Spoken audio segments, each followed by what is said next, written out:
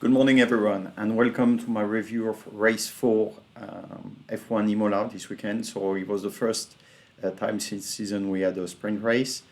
So I remind you the rules. So for the sprint race, basically the Friday you have one session of free practice, and then immediately after in the afternoon you have the qualifying session. The result of this qualifying session will be the start grid for the sprint race on Saturday, and the result of the sprint race on Saturday will be the starting grid for Sunday.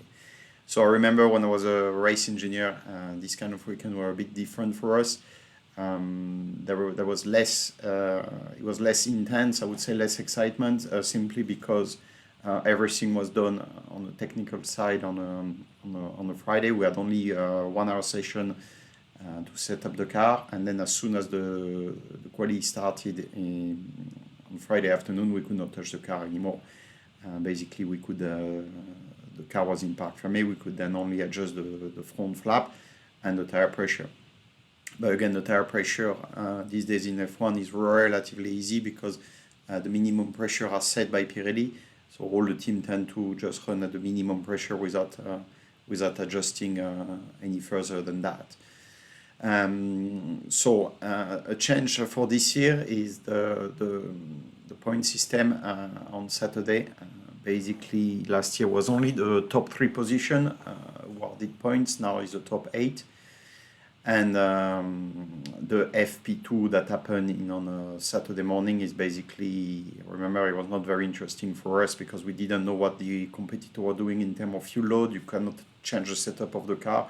So basically, you just try different fuel load and some setup change in terms of front wing, but that's basically it.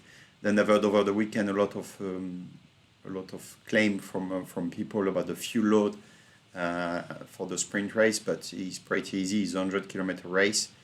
The fuel tank is maximum capacity is around 120 kilos, so the team are running around 40-45 kilos at the start of the sprint race. So roughly a third of what they will run on Sunday. So this makes life easier for the tires. And one more rule is that there is no compulsory change of tires on the sprint race. So basically team choose starting tires, which in this case we saw most of the team choose the soft. And you just run the whole race like this without having to stop unless you have a damage, obviously. So what have we seen? We have seen again Ferrari and Red Bull on top.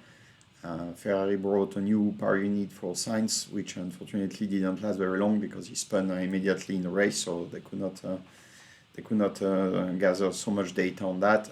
Charles had a good weekend. He was struggling a bit with front graining, especially on the front right. I could see on his dash his temperature went blue, means the temperature was dropping, so the graining was developing, so he was struggling, and Max managed to pass him. It's probably due to some balance issue, probably some understeer and terminal understeer that damaged the front tires. We saw also Charles unfortunately did a mistake during the race, which didn't cost him too much at the end. But for sure he's still leading the championship, but he could have done a bit better there. Red Bull, very good, 1 and 2, nothing to say. Very, very good weekend on their side. McLaren as well had a strong weekend. Mercedes, shockingly bad. It's mystery why they can't fix this car. I was looking at the car bouncing up down the straight, and I mean the car is absolutely awful. I actually asked my dad, who is a renowned osteopath in France, asking him the consequence on the body of all this bouncing on the vertebra. And basically the problem you could have is that you have what you call a compression of the vertebra, and this could create a long-term effect of long-term pain and back issue, and obviously all the body, all the muscle are related to the vertebra, so this could also cause chest problem, as George complained. So this is really something they have to sort out, because it becomes not only a technical issue, but it becomes a physical issue, I want to say.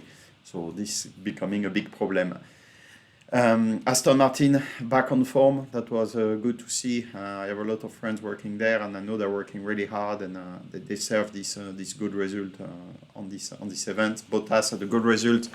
He had a poor start again, but he had a very strong pace. The car is really strong, clearly, and he managed to score well without a pit stop issue. Probably would have catch P4, which is really impressive.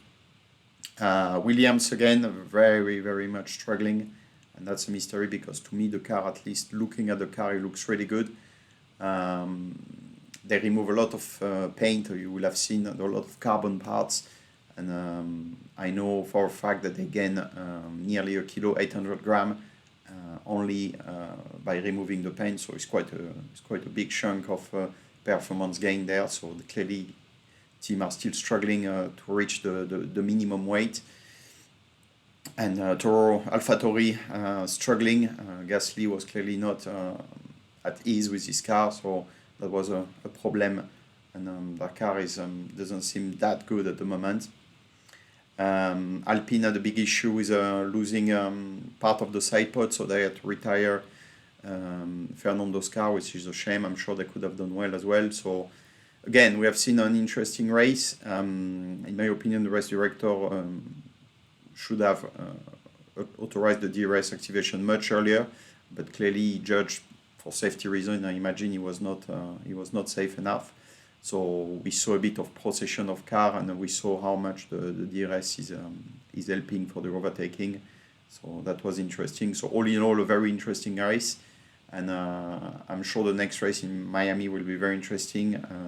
I know the excitement for the team members to see a new event all the time. So I've seen some picture of the track. It looks really good. So I'm sure we will have a good event. So thanks for listening. And let's catch up after Imola, after Miami for the new review. Thanks a lot.